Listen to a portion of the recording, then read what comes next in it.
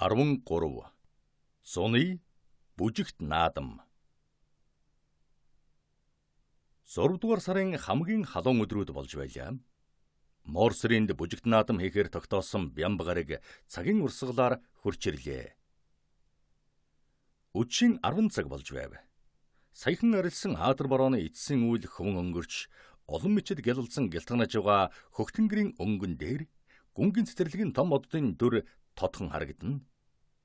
Хос хосорон вальс бүжиг эргэлдэн байгаа хүмүүсийн дуу хөгжим аялгуу доод давхрын том тасалгаанаас сонсдож, цонхны хаалтын завсраар хурц гэрэлд зурайн тусна. Тэнгэр цэлмэж байгаад сэтгэл нь амарсан гэрийн эзэгтэн тушаал авсан арваад зарц оройн хоолны ширээ цэцэрлэг дотор засах гэж чармаан байв. Оройн хоолыг хоолны өрөөнд хүү эсвэл цэцэрлэг дотор ногоон зүлгэн дээр сүйдрвч дор зассан ширээн дээр хүү гэдэг нь энэ хүртэл тодорхойгүй байсан ажээ. Одон мичэд улам төгөн ярилцаж байсан хөхтөнгөр уг асуудлыг цэцэрлэгийн талд ашигтайгаар шийдвэрлэжээ. Цэцэрлэгийн моддын хоорондох замын дагуу Италийн заншлаар өнгө бүрийн дэнлүү асааж, ширээ засах урлагийг баг боловч ойлгодог улс орны заншлаар оройн хоолн зориулж зассан ширээгийн янз бүрийн цэцэг ба лаагаар гойж шимжээ.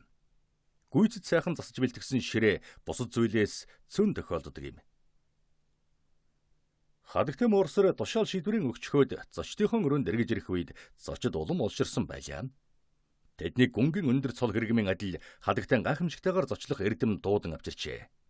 Мерседес юмыг яавал сайхан болдгийг ялган мэддэгэн ачаар бүжиг наадмын тухай дараа нь ярих юмтай тэр ч байтугай дуурах юм олон гарна гэдэгт итгэлтэй байлаа.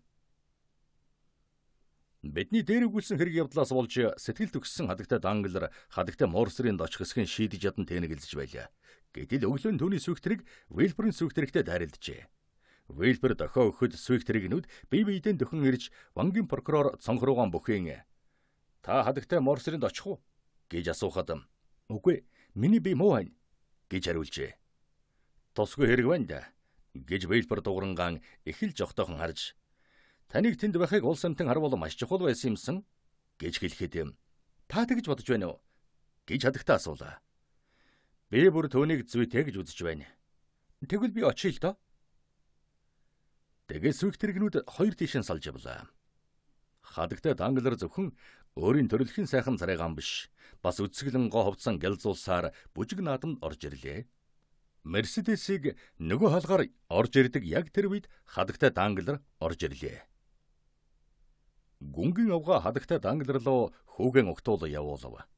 Альбер хадагтай төхөж очоод түүний засал чимгээг магтан саашаасан хэдэн үг хэлж тал засаад оч гисэн газарт нь хүргэж өгөхөөр гараа өглөө. Энэ үед Альбер хэнийг эрсэн мэт харлаа. Тэгэхэд хадагтай данглар инээмсэглэн "Та манай охиныг хайгаа юу?" гэж асуулаа. "Нэрлэхэд ч яахавд тийм шүү. Та түүнийг дагуулад ирэх хэрэггүй хатуу сэтгэл гаргалаа гэж юу?" хэмээн асуув. "Бүү санаа зовоо. Охин маань Вильберийн охинтой дайралдаад түүнтэй явсан. Бидний араас ирж яваа. Хоёулаа цагаан таашинцтай, нэг нь уулын цайн цэцэг, нөгөө нь дурсгал цэцэг барьж яваа. Харин ингэхэд таач гэсэн ямар нэг юм ирээд байх шиг" гэж Альбер инээмсэглэн асуулаа. "Монт Кристо гүн ирэхгүй юм гэж үү?" "17. Энд чи юу гэсэн үг? Энэ бол ийм асуулт асуусан 17 дахь хүн та болж байна гэсэн үг. Гүн азтай хүн юм аа. Төвөнд баяр хүргэж болно" гэж бэс хэлв. "Та хүн бүхэнд л надад энэ хэлж байгаа шиг хариулдаг уу?" "Аа нэрээ, би танд хариулаагүй юм байна шүү дээ. Тэр жохог хүн манайд ирж хайрлнаа. Та санаа зовлтгүй. Өчигдөр та Дөрийн театрт очсон уу?" "Үгүй шүү. Тэр тэнд байсан." "Уухай, бас л нэг онцгой сэтгэл төрүүлээ биз? Тэр тийм сэтгэл төрүүлэх хэрэггүй явж чаддаг юм гэж юу?" "Элслэр тоглон чөтгөр бүжиглсэн. Өнөө Албаны гүнж бүр баярлчихсан байна лээ. Тэгэд Испани бүжигийн дараа гүн тэр гайхан бүжигчинд цэцгийн цомрлог маш сайхан бөгж шигтгэхэд шидэж өгсөн. Бүжигчин бүсгүй баярлсны тэмдэг болгож 3 дугаар үзэгдэлд тэр бөгжийг зүүгээд гарч ирсэн. Ингэхэд түүний Албаны гүнж хамт ирэх үү?" "Үгүй. Өнөөдөр танд түүнийг харах аз тутсан байна. Гүнгийн гэрт тэр бүсгүй ямар байдалтай байдаг нь төдийл тодорхой биш байна. Намайг эндээ орхиод хадагтай Вильбертой мэндэлчихэд цаадах чинь тантай ярих гэхээс байц сууж чадахгүй байх шиг байна" гэж хадагтай хэлв. Альбер хадагтай дангларт махин ёслоод тэртээ тэндээс ярих гэдэл бэлтгэж байгаа хадагтай Вильберүүд явлаа. Та юу хэлэх гэж байгааг чинь би мэдэж байна. Хоёулаа мөрийцгөө гэж Альбер түүнийг үг хэлэхээс өмнө хэлэв. Нэрээ юу? Хэрвээ намайг таачих бол та үннээр нь зөвшөөрөх үү? Тэгнэ. Бүр үнэн үү? Бүр үнэн. Та Монте Кристо гүнг энд ирсэн үү? Эсвэл ирэх үү гэж асуух гэж байна. Огт үгүй. Одоо би түүнээс өөр юм сонирхож байна. Харин би Францаас сурагч хэмээн байна уу гэж танаас асуух гэж байлаа. Байна. Өчигдөр түүнээс загтал авсан. Танд юу гэж бичээ болоо? Загталтайгаа зэрэг гарна гэж бичсэн байна лээ. Маш сайн байна. Харин одоо гүнгийн тухай ярилцъя. Бүү зовдоо. Гүн ирнэ. Та түүнийг Монте Кристо гүнгээс өөр нэртэйг мэдэх үү? Үгүй би мэдэхгүй. Монте Кристо гэдэг чинь арлын нэр юм. Түүнээс гадна түүний овог нь бас байна. Би овог нь огтуулаагүй шүү. Тэгвэл би танаас илүү юм мэдэж байгаа юм байна шүү дээ. Түүнийг Закония гэдэг юм байна лээ. Магадгүй. Мальт хүн гин. Тэмчүүж магадгүй л дээ. Хөлөг онгоцны эзний хүү гинэ. Та үнийгэн олон дуулахаар чанга хэлбэл танд их л амжилт болно доо. Тэр энэтхэгт алба хааж байгаад Фессалид мөнгөний уурхаа олж гаргаад одоо Парис дэрж Отильд аршин усны газар байгуулах гэж байгаа юм байна. Үнэхээр шин сонин зүйл байна шүү. Харин хүн амьтанд хэлбэл зөвшөөрөх үү? Гэж Морсер асуулаа. Бүгдийн зэрэг хэлчихгүй багбагаар нь хэлээрээ. Харин намайг ярьсан гэж хэлж болохгүй шүү. Яагаад? Яагаад гэвэл бараг л хулгаагаар чагнаж дуулсан зүйл байгаа юм. Хэний нууц юм бэ? Цагдаагийн газрын. Тэгвэл энэ тухай яриа болсон юм байх нэ. Өчигдөр орой цагдаагийнхан тэгж ярьж байна лээ. Энэ юр бишийн гоо сайхныг Парисийнхан хараад сэтгэл нь хөдөлсөнийг та мэдэж байна шүү дээ. Тэгээд л цагдаагийн газар мэдэж авсан хэрэг. Тэгэлгүй яах вэ? Ийм хитрхи баян хүн тэнвчилж явна гэд бариад авах нь дутаад байх шив. Ийм гим халгүй мэдээ биш байсан болч бариад авчиж болох л байсан байх л та. Хөөрхий гүн. Тэр өөрөө энэхүү занл хийж байгаа аюулыг мэдсэн болов? Үгүй байхаа гэж бодож байна. Тэгвэл түүнд хэлж болгоомжлуулах хэрэгтэй юм байна да. Би ирмэгсэн заавал хэлнэ. Энэ үед хар үстэй сэргэлэн нүдтэй сайхан залуу тэдэн дээр ирж хадагтай хэлбэрийг хүндэтгэн мэхийн ёсоллоо. Альберт түүнтэй гар барьж хадагтай минь манай алдарт офицеруудын гол нь Баатар зэрэгт офицеруудын нэгэн болох Морин цэргийн Ахмад Максимилиан Морлыг танилцуулахыг зөвшөөрнө гэв. Отильд Монте Кристо гүнгэнд эрхэм Морлтой танилцсан гэж хадагтай хэлбэр хэлээд элтэд их хүйтэн байдлаар эргэв. Энэ хариу ялангуяа хэлсэн өнгө нь хөөрхий Морлын зүрхийг шимшрүүлв. Гэвч шагнал хүртэх аз түүнд байжээ. Түүнийг эргэтэл цагаан дашинцтай залуу бүсгүй үүдэн зогсож байлаа. Бүсгүй нь том боловч юугч үл илэрхийлэх мэт нүдэн Морл өдөж чиглэжээ. Тэгээд бүсгүй барьж явсан цэцгийн уруулдан алгуурхан хүргэв. Морл энэ мэндчлэгийг ойлгож мөн тийм байдлаар альчууран уруулдан хүргэлээ. Тасалгааны уудам зайгаар таслагдсан энэ гантиг чулуумэт хүйтэн царайтай хоёр амьд баримлын зүрхний зохиол төрөгсөж энэхүү нам гүмийн дунд орчин тойрны бүх зүйлийг эгшин зуурын дотор мартжээ. Тэр хоёр бие биеийн ширтэн удаан зогсож болох байсан боловч тэр үед Монте Кристо гүн орж ирлээ. Хиймэл төрөлхийн алин боловч сэтгэлийг татан нөлөөлөх байдлаараа бүхний анхаарлыг татдаг байсныг бид дээр өгүүлсэн билээ. Олон тэмдэггүй энгийн боловч өөгүй сайхан хийцтэй хувцсан элдв оюмол хатгамалгүй цагаан хантаасан тэгш шулуун хөлдөн тохирсон өмд нь хүний анхаарлыг татдаг юм биш. Түүний царайн цайвар өнгө, долгиодсон хар ус, тайван нүдэнд дулаан царай, ухаалаг боловч уйтгартай харц, бас түүний дургуйцсны гарган хялбархнаа мөшийдэг цэвэрхэн уруул ам нь олны харцыг татгаажээ. Түүнээс гоо сайхан эрэгтэйчүүд байх боловч хэрвээ тэгж хэлж болох бол тэдний хинж ийм үлэмжийн төгөлдөр харагдахгүй байв. Бага байдал нь оюун ухаан гүн болохыг илэрхийлэн харуулж, үргэлж ухаан бодлоо нь зэгцэлж явдаг нь гадаад байдалд нь хардсанд нь үлээлэх хөдөлгөөнд нь ч болов зүйрлэшгүй тод томрон илэрхээжээ. Хэрвээ хэмжээ хязгааргүй баялагын өнгөн далдлагдсан ямар нэг битүүлэг нууц байгаагүйсэн бол манай Парисийнхан энэ бүхнийг олж харахгүйж байсан байж мэдэх. Хэдий тийм боловч гүн сонирхсон олон хүний харц ба түргэн зуурын мэнчиллийн дор хадагтай Морсерыг чиглэн очлоо. Хадагтай дээр нь цэцэг болон задгаа зуухны өмнө зогсож байхдаа үүдний өдөөс харуулан тавьсан толинд түүний орж ирэхийг хараад тосчулсахад бэлтгэлээ. Тэм учраас өмнө нь ирж хүндхий ёслоход түүний өөд эргэн харж биеийн барьсан янзтай инээмсэглэв. Хадагтай гүнг өөртөөгөө эхэлж дуурна гэж бодсон бол доо. Гэтэл гүн бас түүнийг өөртөө ямар нэг юм эхэлж хэлэх байхаа гэж боджээ. Хоёулаа тэм үед ямар нэгэн ёс болон илүү үг бэвэйдэн хэлэх нь зохимжгүй гэж үзсэн бололтой дууг өнгөрлөө. Монте Кристо хадагтайтай мэндэлчихэд гараан сунган ирж явсан Альберт очлоо. Та хадагтай морсортой уулзав гэж Альберт асуухад гүн бэ дөнгөс саяхан түүнтэй мэндэллээ. Харин аавтай ч дарилцсангүй гэж хэлэв. Аав тэр байна. Харж байна уу? Нэрд хүмүүсийн цомхон хэсэг донд улс төрийн бодлогын тухай ярилцж байна. Эдгээр эрхмүүд цөмөрөн нэрд хүмүүс юм гэж юу? Би мэдсэнгүй шүү. Юугаараа нэр төртэй улс юм бэ? Төрөл бүрийн салбарт алдар хүнд байдаг шүү дээ. Тэр өндөр туранхайн эрдэмтэн. Тэр хүн Ром хотын ойролцоогоос бусдаасаа нэг нурууны үе илүү хонин гүрүүл олсон байна. Тэгэд энэ нийтлэлийн тухай шинжлэх ухааны академид илтгэл тавьсан юм. Энэ мэдгэдлийн тухай удаан хугацаагаар маргалдсан боловч эцэст нь энэ хүнд ээлсэн юм. Тэр нэлтэн эрдэмтдийн дотор их л шууган дэгдсэн дээ. Энэ өндөр туранхай хүн зөвхөн л хүндэт легионы одон тэмдэгтэй байсан бол одоо офицерийн Христэ болсон. Аргагүй дээ. Зүй ёсны шагнал байна. Харин дахиад нэг нуруу олжих бол түүнийг жанжинж болгочих магадгүй юм а да. Гэж Монте Кристо хэлэхэд Альберт тунж боломжтой хэрэг шүү гэв. Тэр хачин ногоон эмжээртэй хөх хувцас хийлгээд өмсчихсэн хүн чинь хэн гихч вэ? Тэр өөрөө гоёх гэж ийм хувцас хийлгэж өмссөн юм бишээ. Улсын л буруу байгаа юм.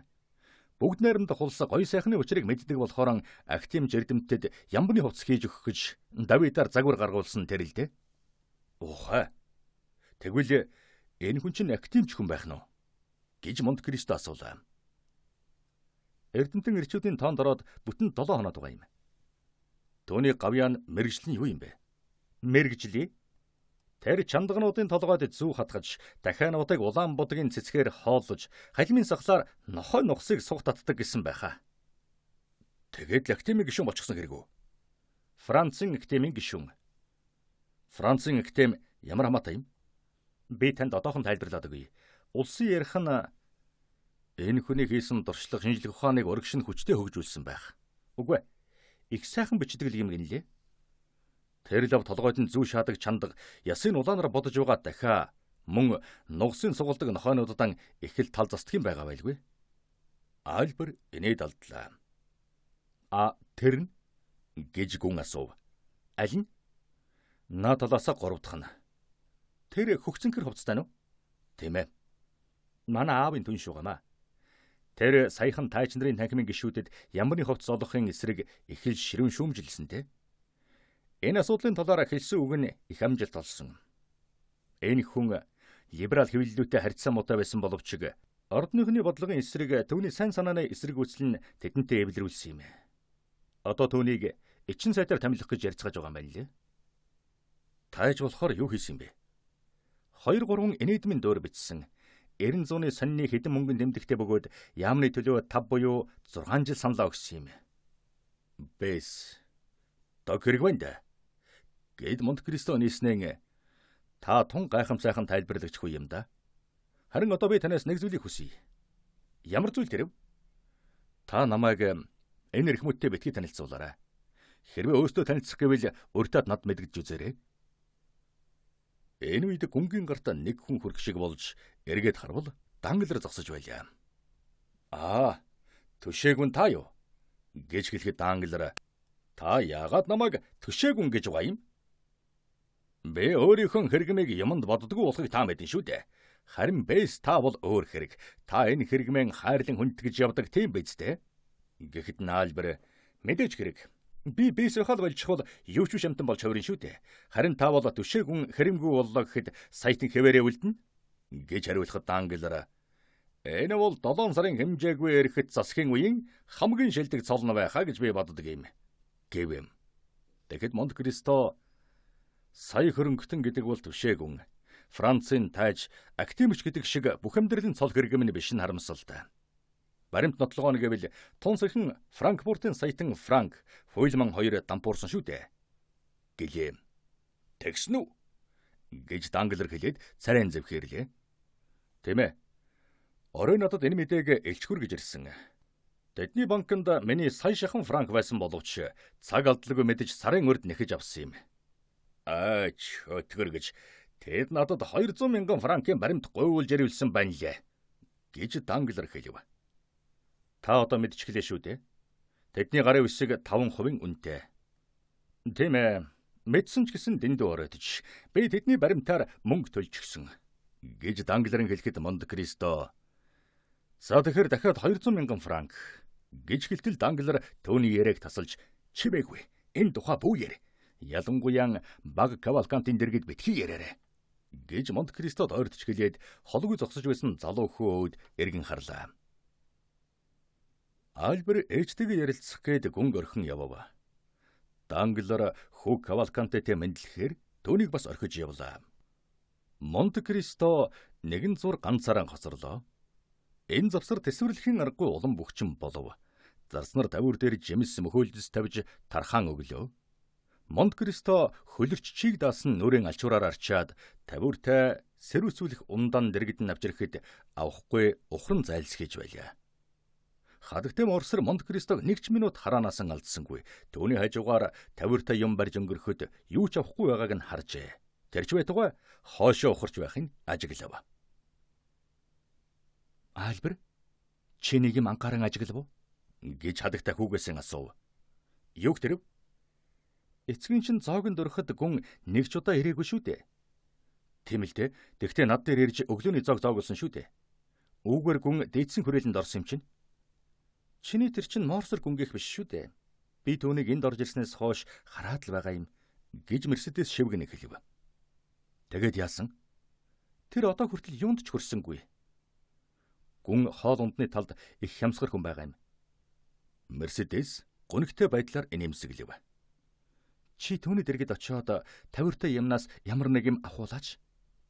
Ээжээ тэгж яах юм бэ? Альбер хүү минь миний хүчнийг гүйцэтгэх. Гэж Мерседес хэлэхэд Альбер ээжийнхэн гарыг үнсээд гүн дээр очлоо. Тэдний дэрэгдүүр тавиуртай юм авч өнгөрөхөд Альбер гүнг эхэл шаргууз очилж зарж байтугай дийцтийн мөхөлд хүртэл авчирч өгөхөд цаадах нь эрс татгалзаж байхыг хадагтай морсор харжээ. Альбер ээж дээрэн эргэж ирэхэд хадагтай царай нь маш их цөнхгөр байлаа. Чи татгалзаж байгааг нь харав уу? Гэж хадагтай хэлв. Тийм байна. Харин та энэнд юунд нь тэг зовсон юм бэ? Альбер хүү минь эмэгтэй улс гэдэг чинь хачин амьтад байдаг юм шүү дээ. Миний гэрт анар жимсний ганц үрч болсон идвэл надад сайхан санагдаж болно. Ингэхэд Франц зууш сэтгэлд нь тохирохгүй ямар нэгэн өөр зуушин дуртай байж болох юм да. Үгүй дээ. Италид байхдаа юу ч хамаагүй үздэг байсан юм. Харин өнөөдөр бие нь муу байгаа юм байлгүй.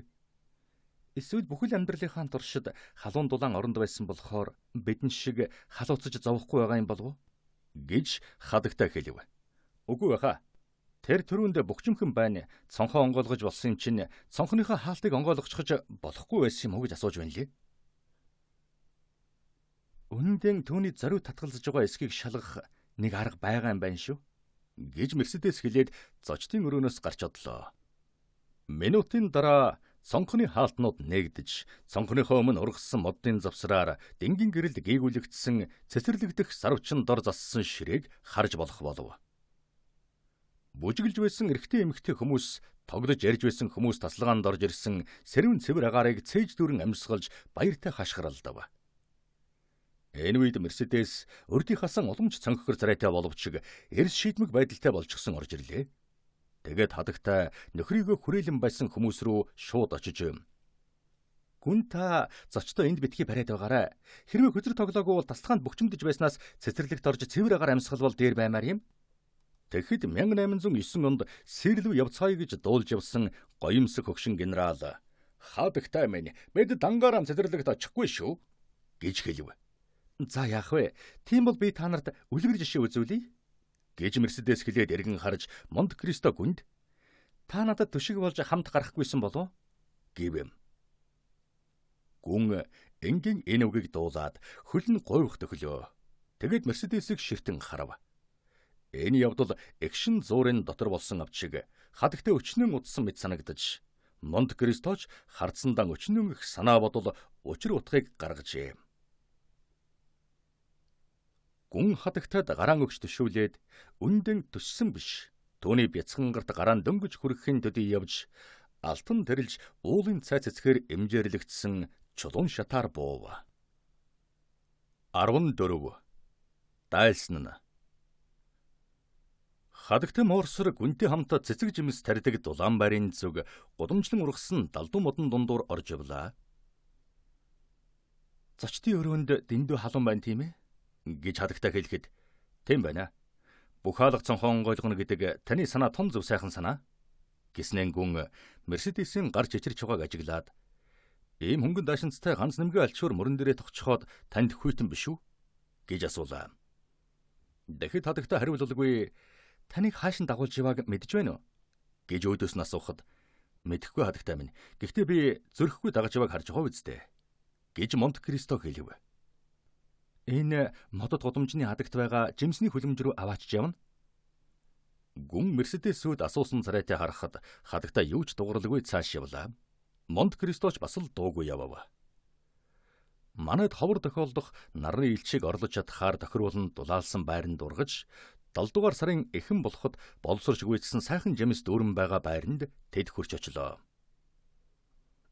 Хадагтай Монте Кристогийн гарыг тавиад усан үзмийн хэсэгт очиж бөөнийг таслан авч нүднээс нь нулимс унагчих нь уу гэмээр гунигтай нэмсгэлж, "Гүн та үүнийг авна уу? Манай Францын усан үзэм танаас Сицили, Киприйн усан үзэмтэй тэнцэхгүй ч гэсэн эндхийн элчин муутай хөөрхөн нарыг уучлан үзэх байхаа гэж итгэж байна." Гэж хэлэхэд гүн мэхийн ёслоод алхам ухрав. "Та идэхгүй гэж байгаа мó?" Гэж Мерседес жичирсэн хоолоогоор асуухад нь, "Хадагтай минь, би танаас уучлахыг гуй. Усан үзэм ердөө иддэггүй." Гэж Монте Кристо хүн хариу өгүүлв. Дахид Мерседес санаа алдаад жимсийн газар унагчлаа. Зэрэгэлдэх хэгнэнд нь тоор хэмээх сайхан жимс усан үзмийн хонгорцог адил зохиомол дулаанд бүнжгэнэн ургаж байлаа. Хэлэн мэт хальстай жимсэнд Мерседес ойртож очоод тастан авлаа. "Тэгвэл энэ тоорыг авал да." Гэж хадагтай хэлэхэд гүн бас л татгалзав. "Бас уу?" Гэж хадагтай цорхирон уйлчихгүй хичээж арга нь барагдж байгаа янзаар дуурайад, "Үнэндээ би заяагүйх юм" гэв. Тэгээд тэр хоёр удаан дуурсангүй. Тоор жимс усан үзмийн адил элсэн дээр унав. Тэгж байснаа Мерседес Монте Кристо гүн өөд царайчилсан янзтай хараад, "Нэгэн дээврийн доорх талх тавс хувааж идсэн хүмүүс үрд найз нөхөд болон үлддэг гэж арабчуудын сэтгэл хөдлөм сайхан заншил байдгийг та мэднэ шүү дээ." Гэж хэлэхэд, "Хадагтай минь би мэднэ. Харин бид Арабад биш Францад байна. Бас тэгээд Францад талх тавс хувааж идэх заншил байхгүй адил мөнхийн найз нөхөрлө гэж байдаггүй шүү дээ." Гэж гүн хариулв. "Тэглээч гэсэн" гээд хадагтай гарын чичрэн Монте Кристогийн нүдөөд ширтэн харснаа гарын хоёр гараараа атхан авч, "Гэсэн ч та бид найз нөхөд мөн тийм биз дээ" гэв. Гүнгийн бүх цус нь зүрхэнд цугларч, царай нүгтэл мэт завхирснэн дараа нь нүрлүүн шахагдж, толгой нэргсэн хүн шиг нүд нь хэдэн хором эрээлжлэв. "Мэдээж хэрэг хадагтай минь, яалаа гэж бид найз нөхөд биш байж болох вүлээ?" Гэж тэр хариуллаа. Гүнгийн хэлсэн үгний аялгуун Мерседесийн хүсэж байснаас тэсвэр байсан тул гинших мэт санаа алдаад, "Танд баярлалаа" гэж хэлв. Тэгээд бүсгүй төрүүлээ явлаа. Тэр хоёр нэг ч үг дууралгүй бүхэл цэцэрлэгийг тойрон явв. Тэгээд 10 минут дуугүй явсны дараа гинтхэн Мерседес эхлэн дуурч, "Гүн та эхэм үзэж олон газар жуулчлал явж зовж төдөрсөн гэдэг үнэн үү?" Гэж асуухад Монте Кристо, "Тийм ээ хадагтай минь. Би их зовж зүдэрсэн" гэж хариулв. "Харин одоо та жаргалтай байна уу?" "Тэгэлгүй яах вэ? Ямар нэгэн талаар намайг гомдолж байхыг хинж дуулаагүй байх." "Одоогийн аз жаргалтай байгаа таны сэтгэлийг зөөлрүүлж байна уу?" "Миний одоогийн аз жаргал өнгөрсөн золгүй явдалтай тэнцвэ юм." "Та эхнэргүй юу?" "Эхнэрий?" Гэд Монте Кристо зочиж, "Хэн танд үүнийг хэлсэн байдаг вүлээ?" гэв. "Хэн ч хэлээгүй. Харин таныг залуу сайхан хүүхэнтэй хамт дуур үзэж явахыг хэдэн удаа харсан юм." Тэр бол Константинополд байхдаа худалдаж авсан боол хүүхэн байгаа юм. Урд ноёны охин байсан, одоо энэ орчлонд ойр дотны хүн байхгүй, надад охин минь болсон юм. Тэгэхээр та ганц бие амьдарч байгаа байх нэ? Ганц бие. Танд эгчдүү, хүү, эцэг бие юу? Юу ч байхгүй. Амьд явах насанд сэтгэл дэвтэх ойр дотны хөнгүүгээр та яаж амьдарч чадж байгаа юм бэ? Хадагтай минь. Энэ бол миний буруугаар болсон хэрэг биш ээ. Би Мальтад байхдаа нэгэн бүсгүйд сэтгэлтэй болж түнтэйгээ суух ёстой байсан боловч дайм болж намайг түүнээс салхин мэт холдууллаа. Би түүнийг надад үнэхээр хайртай, өгсөн ч надад сэтгэлтэй байна гэж бодож явсан юм. Тэгээд намайг эргэж ирэх хүнтэй суужсан байсан. Энэ бол 29 дэш насны эрэгтэй хүн бүрдэл тохиолддог явдал. Харин миний зүрх бусдынхаас илүү эмзэг байсан ч юм уу, бүү мэд илүү их зов зүдэрсэнтэй. Хадагтай амьсгалан давхцсан мэт төр зогсоод тэр дорлолт шин таны зүрхэнд шарх болон хоцорч. Хүн амьдралдаа нэг удаа жинхнэрээ дорладаг. Та тэр хүүхэнтэйгээ дахиад уулзаагүй юу? гэж асуув. Хизээч үгүй. Хизээч үгүй гинэ? Би түүний байсан газар руу ерөөч чаагүй. Мальтад уу? Тийм ээ, Мальтад. Одоо тэр бүсгүй Мальтад л байгаа юу? Тийм байхаа. Тэгээд та түүнээс суулж зов зүдэрснээ уучлаа юу? Тэр хүүхний хувьд уучлсан. Зөвхөн түүнийг үү? Таныг түүнээс салгасан хүмүүсийг үзий ядсан хэвээрээ байгаа юу? Огтхон ч үгүй шүү. Би юу болоо гэж тэднийг үзий ядах вүлээ дээ. Хадагтай Монт Кристогийн өмнө зогсоход гарт нь усан үзмийн хонгоцгийн хагас нь бас барайтай байлаа. Энийг авал да гэж хадагтай хэлэхэд Монт Кристо тэдний хооронд энэ тухай огтхон ч яриа болоогүй юм шигээр би үзм ёр иддэг вэ гэж хариуллаа. Хадагтай зөхөрсөн байдалтай усан үзмэн ойрын бут руу хаячихлаа. Чигээрээгүй юм да гэж хадагтай шивнэхэд Монт Кристо гүн энэ зэмлэл өөрт нь огтхон ч хамаарахгүй юм шиг ажигчгүй байв. Энэ үед Альберт тэдэн дээр гүйн ирж ээжээ золгүй явдал болжээ гэж хэлв. Юу гинэ? Юу болсон бэ? гэж асуугаад хадагтай нойрноос сэрсэн мэт эгтэрн зогсож золгүй явдал гинэ? Нэр ч одоо золгүй явдал болж эхлэх ёстой доо гэв. Вилбурга ирсэн. Тэгэд яагав? Эхнэр охин хоёр аваачих гэж иржээ. Яах гэж? Дэсэн Мирамбелийн авгаа Парист ирсэн байна. Өвгөн Бэл Марселоос гараад замдаа эхнийхэн буудал дээр нас барчгаж гинэ. Хадагтай Вилбур ихэд хөгжилтэй байсан учраас өмсч чадахгүй удлаа. Харин Валентина охин эцгийнхээ хичнээн болгоомжтой хэлсэн ч гэсэн дуурамгдсан тааварлан мэдчихсэн. Тэгээд энэ цохилт охиныг аянгамт нэргэж ухаан алдаж унсан шүү. Ингэхэд Валентина Дэсэн Мирамбелийн юу юм бэ? гэж гүн асуулаа. Эхийнхэн талын өвөг эцэг байгаа юм. Охиноо Францтай гэрлэхийн түргдэх гэж ирж явсан юм. Тийм учиртай юм бэ? Одоо Франц хүлээх хэрэгтэй боллоо. Дэсэн Мирамбель мадемуазель Данглерийн өвгөн ав байгааг нь харамсалтай гэж Альберийг дуурахад Альбер чи юу гэж байгаа чинь тэрв гэж хадагтай хүүгээ зөөлнөр зэмлэн хэлээд гүн таныг энэ ихэд хүндэгдэг учраас тэгж ярьж болдгүй гэдгийг та хэлж өгөөч гэв. Хадагтай хэдэн алхам холдлоо. Монт Кристо гүн хадагтайг тийм их хачин бодлогоширсан байдалтай боловч ээлдэг зөөлнөр харахад хадагтай буцаж ойртлоо. Хадагтай түүний гарыг барьж тэр дорон хүүгийнхээ гарыг бас барьж нийлүүлээд бид найз нөхөд тийм биз дээ гэж хэлэхэд гүн хадагтай тантай найз нөхөр гэж хэлж зүрхлэхгүй байна. Харин юу ч болсон таны дуулуурт зарцсан мөнгө гэдгийг хэлж чадах байна гэв. Хадагтай зүрх палхиг шиг болон холдлоо. 10 чалхаагүй байтлаа нусныхаа алчуурыг нүдрүүгэн аваачихыг гүн харав. Ээж та хоёр зөрлөдөө юу? гэж Альбер гайхан асуухад үгүй харин саяхан таны дэргэд бид найз нөхөд гэж хэлж байсныг дуулсан биз дээ гэж хариулв. Тэгээд дөнгөж саяхан Валентина Вилбер хадагтай хамт гарч одсон зочдын өрөөнд орж ирлээ. Моорл тэдний хойноос гарсан мэдээж хэрэг.